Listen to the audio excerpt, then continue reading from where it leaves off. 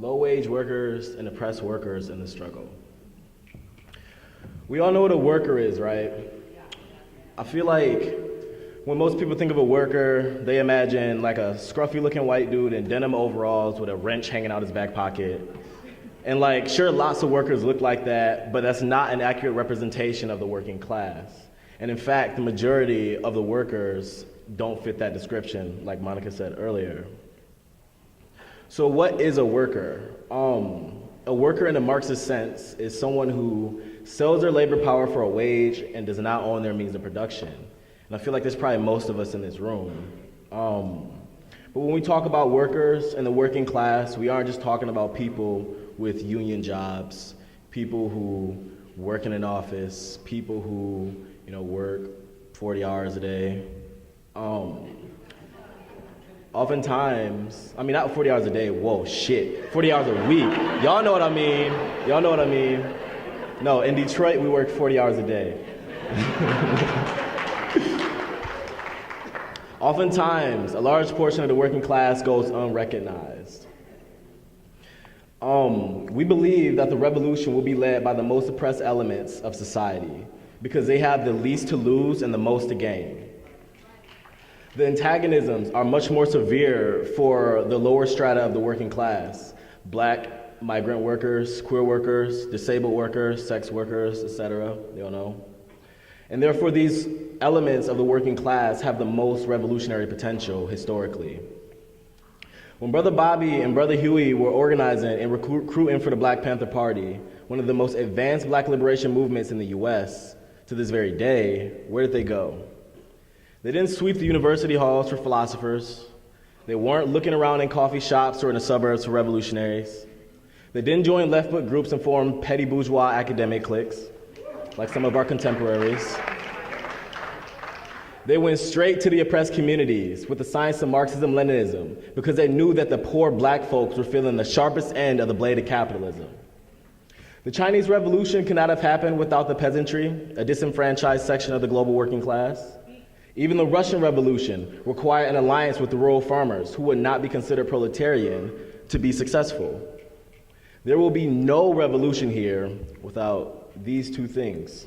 First, the first thing is an understanding of the concept of the global working class that says there are two camps, the oppressed and the oppressors, the imperialists and the anti-imperialists, the capitalists and the communists. And that to win any war against imperialism, and any win against imperialism is a win for our class camp.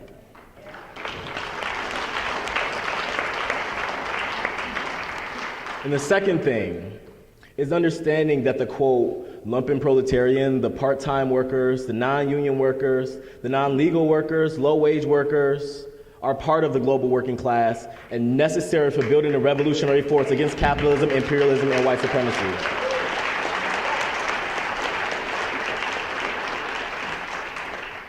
I'm gonna tell y'all something I heard recently. It's kind of funny. I learned that Obama used to be a communist in college. Right, funny, right? Right? Now let me tell you. Because whether or not it's true, it's important to understand that plenty of liberals go through a quote, socialist phase in college, until they can afford to assimilate into the white supremacist capitalist machine. Like, look at how easy it is for these people to fall into neoliberalism and bourgeois reformism. I feel like a lot of us are students here and communists, and organizing on campus is a shit show, I'm sure. Mao said it best: these people have their Marxism, but they have their liberalism as well. They talk Marxism, but practice liberalism. And I don't gotta tell y'all how to feel about liberalism. Historically, the people with the most revolutionary potential are the people who, under no conditions, could gain anything from playing into the capitalist game of destruction. I can't speak for everybody, but I couldn't imagine my broke Black ass doing anything other than being in a struggle against white supremacy. Everywhere I turn, there's a handful of oppression ready to smack me upside the head to remind me of my place in this society, what the hell I look like acting like it ain't so bad. As if I haven't seen firsthand the results of capitalist exploitation of oppressed and non-conventional workers. I come from a family of fighters, a race of fighters, a class of fighters.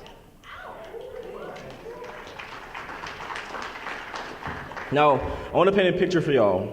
Imagine the revolutionary potential of a low-wage worker working 3 jobs under horrible conditions and abusive management, just barely making enough to support their family and feed themselves the next day.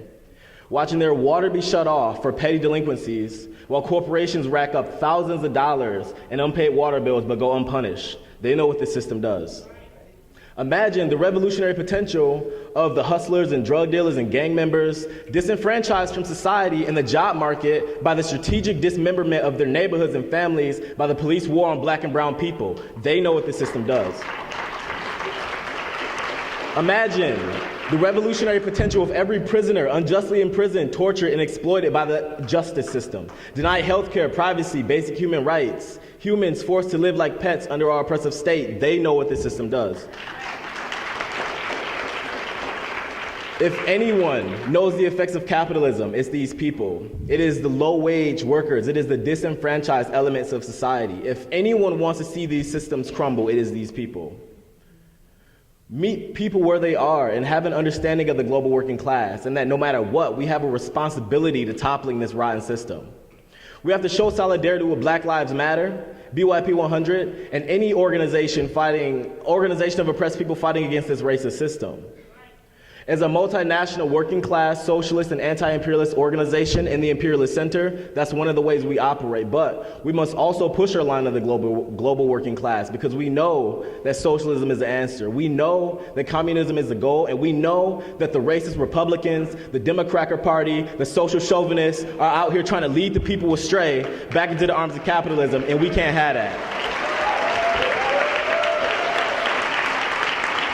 We have a responsibility to our class and to the struggle to be in solidarity with any force fighting against capitalism and racist oppression. And through building class consciousness among the most oppressed, moving through the people like a fish through water, we will see the end of the oppressive Western regime and hyper-exploitation of the people at home and abroad. I got one more thing for y'all. Y'all like Sankara? All right. So a few of y'all know what to do. Everybody else just follow along. U.S. imperialism. Racist cops, down with them. White supremacists, down with them. Capitalism, down with it. Pineapple pizza, down with it. Thank y'all.